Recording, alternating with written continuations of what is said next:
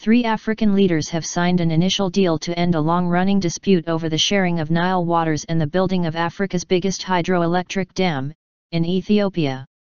The leaders of Egypt, Ethiopia, and Sudan signed the agreement in Sudan's capital, Khartoum. Egypt has opposed the Great Ethiopian Renaissance Dam, saying it would worsen its water shortages.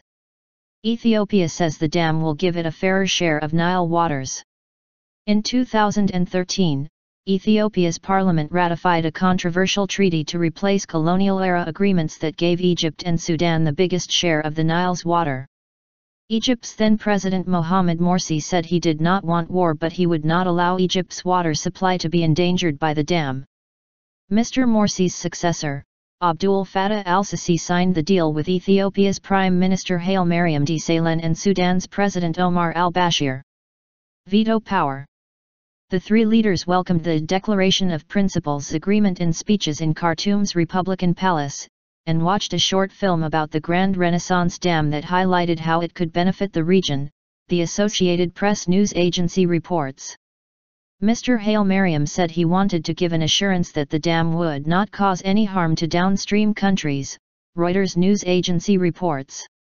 Mr. Sisi said the project remained a source of concern to Egypt.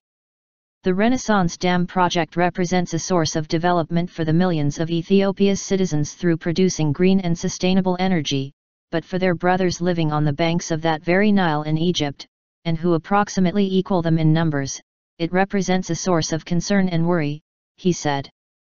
This is because the Nile is their only source of water, in fact their source of life. Ethiopia wants to replace a 1929 treaty written by Britain that awarded Egypt veto power over any project involving the Nile by upstream countries.